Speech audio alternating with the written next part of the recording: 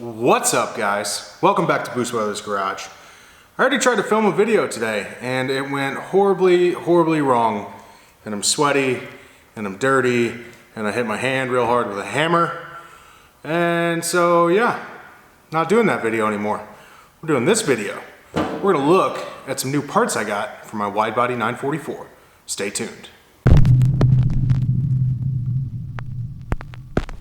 All of you subscribers out there know exactly what I'm talking about. This car, my Widebody 86 Porsche 944, it's getting a hybrid stroker motor with a turbo and these ridiculous Kinesis wheels with 6.5-inch lip and blah, blah, blah, blah, blah, blah, blah. It's a pretty sweet build, but it's a build that got derailed due to a number of things like me having a child and, well, I mean, I didn't, my wife did, but you know. Building a race car, lots of things. However, I think it's time to get back on that build. I don't know that my goal of having it done this year is gonna happen, but you know what? All I can do is try. So, I've got some parts here. Some I remember ordering. Some I don't, like this one. So this is gonna be the first thing that I open up because I don't even know what it is. And the first bit of unboxing is bushings. I do remember ordering these. Matter of fact, I'll throw the video up here. We already installed half of these bushings when we rebuilt the rear suspension, the torsion tube carrier. These are for the trailing arms. These are the 968 caster blocks. These go on the front A-arms. Now, I could have gone solid, but if you look, there's hardly any rubber in these at all. A lot of people swear by these, so this is what I went with. And this is front A-arm bushings as well. Bushings that I will not be using because I have spherical that go up front. So these are gonna get gifted to one of my 944 buddies. Next up, we have more chassis parts. This is the Lindsey Racing solid transmission mount. It looks to be a really nice piece. It's all CNC'd aluminum, cut out the bottom for some additional weight savings, and it's anodized gold. No one's ever gonna see it because it's under the car, but hey, I'll know it's pretty. And then these are the Elephant Racing spring arm mounts.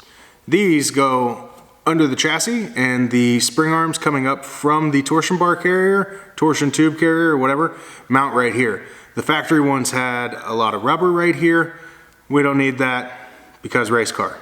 So these, again, very nice pieces. All CNC'd, real nice finish, good stuff. Next up, we have the short throw shifter from only 944. This is another one that we've done a video on. We put one of these in the 944 race car. However, after the facts, I found out that we did it wrong. Even though we did it wrong, I still really liked the product and I'm excited to use it again. Only this time, I'll know how to properly install it. So this is the arm itself and it has these thrust bearings and washers. This will take up all the slop in the original shift linkage. And then this part goes on the transmission itself, the transaxle. And this is what reduces your throws. So together, it'll be like a brand new shifter that has significantly reduced throws, and yeah, should be great. This is something that scares a lot of people, but this should make it much less scary for you people. It's a full chassis wiring kit from QuickWire. Not only does it come with instructions, which I've already perused through once, comes with loom. Well, I ordered it with all this loom. And then it comes with pre-labeled wiring for everything. So this one says starter battery lug. This one over here says temperature sender. And it's all pre-wired to this relay and fuse block. And under here, this tells you what all the fuses are. It's a really cool setup. It's got provisions for turn signals and all your street car stuff. And it's even got this really neat coil on-off switch. So wherever I mount this on the car, I can go in and I can physically kill the signal to the coil so that even if someone had the keys to my car They got in, tried to start it, it wouldn't start. Comes with some nice, real high quality flat grounding strap. All your terminals, butt connectors, zip ties, everything. This is a very complete kit, and it should make rewiring this old 944 much, much easier, which is great because the factory wiring harness was shit. To go along with that, I have a battery disconnect switch and a switch panel from QuickWire. This switch wire will control everything I need for the car, which isn't going to be that much. It's not going to have power windows, it's not going to have power door locks, it's not going to have a radio, it's not going to have power sunroof, it's not going to have, well, much of anything that keeps the car from just going fast. We've got ignition switch, we've got your actual push start button, and then these will probably be something along the lines of meth injection, high and low boost, fans, fuel pump. We'll see. I don't know exactly how it's all going to be set up yet, but it's a nice clean solution. And then obviously your standard run-of-the-mill battery disconnect. This car is not going to be a daily driver. It's not going to be driven all the time. So I want to be able to completely disconnect the electrical system so that I don't come out to a dead battery every time. Not to mention, it will be nice to have at the track in case something catastrophic happens, someone can get in and kill all the power to the car. I'm gonna save the best for last, but I'm gonna get there quick because it comes right after this stuff. These, obviously wheel spacers, no big deal. 10 millimeter, they're for the front to give the wheel to fender placement that I want, along with extended wheel studs. I don't wanna open these up. It's a wheel stud and it's extended. It's gonna make getting wheels on and off much easier. I have to run open lug nuts at the track anyway. I like the look and safety of extended wheel studs, and God only knows what kind of shape all of the originals are in from 1986. Next up, we have a kit to flock the dash. We once filmed a video of flocking a dash, and the memory card got corrupt, and all of it got deleted. Anyway, these kits, they're really cool, right? This is your adhesive. This is just standard black adhesive. This gets painted onto whatever your surface is. You have the flock itself, and then you have an applicator. So this comes with everything you need. You fill this thing up with flock, and then push it in and out, cover your dash. If you haven't seen the theme so far, well, race car. All right, last but not least, and something that I'm pretty excited about. I ordered and received all of the gauges for the car. You may think that's a little premature considering it's not even a roller yet, but sometimes I do weird things. Because this is going to be a semi-replica of the Porsche Le Mans 924 GTP, I wanted to go with analog gauges. I don't necessarily want to do like a digital race dash.